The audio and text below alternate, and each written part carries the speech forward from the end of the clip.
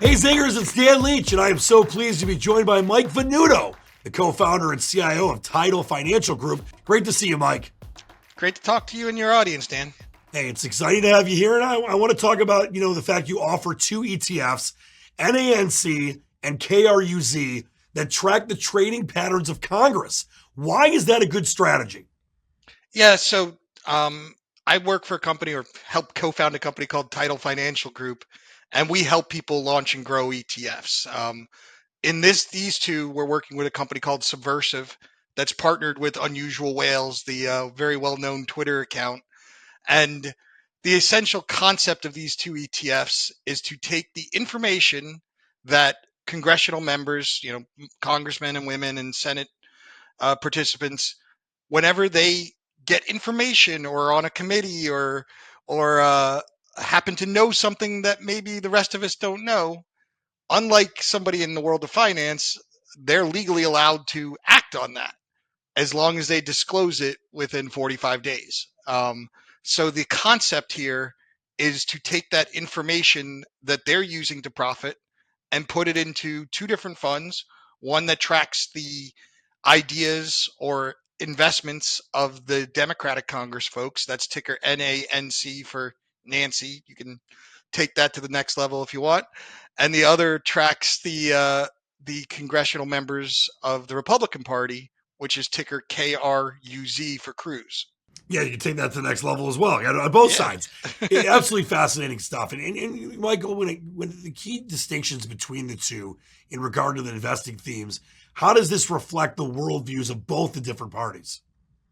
Yeah, it's strange because the worldviews and political statements don't necessarily match up 100% with their investment goals, right? Their investment goals are to make money. So what you do see is the leadership roles that they tend to have on certain committees, um, you know, is pushing them towards one side or the other. There's without a doubt a higher, call it tech approach in the Democratic trades, and there's a higher energy and financial services in the Republican trades, even though tech is still the largest portion of the portfolio.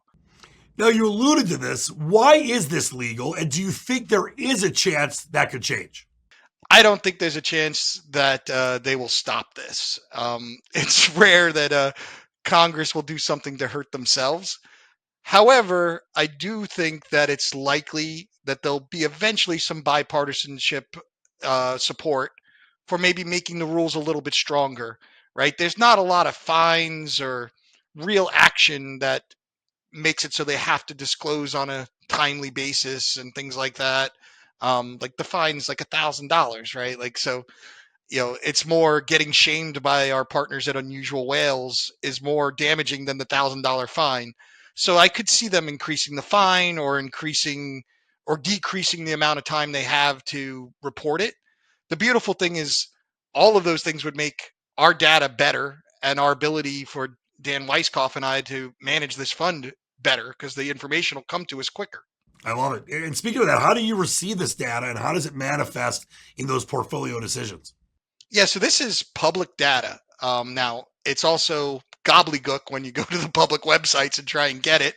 So our partners at Unusual Whales, they're the ones that really partial through the data, put it into things where we can, slice and dice, see patterns, see groups of specific people doing things, really get rid of the noise, right? Some of these Congress members, they just go hire a broker to do some direct indexing for them or buy everything.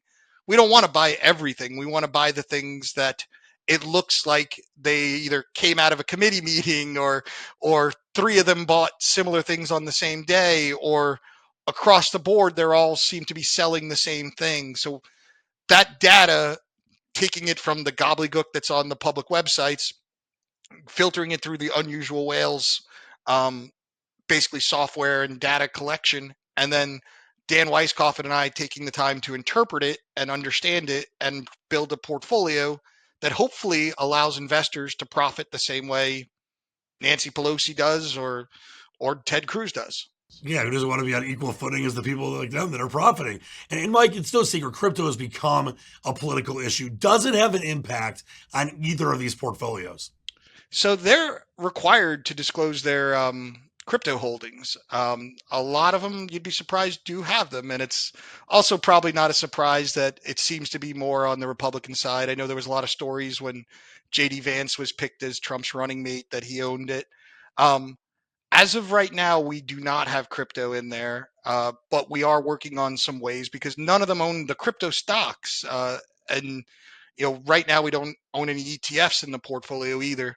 But we are looking at it and trying to find ways to get that exposure if it does become a meaningful portion of what congressional members are investing in. Mike Venuto, the co-founder and CIO of Title Financial Group. Absolutely fascinating conversation. Thank you so much for joining me today. Thank you, Dan. Thank you, Benzinga listeners.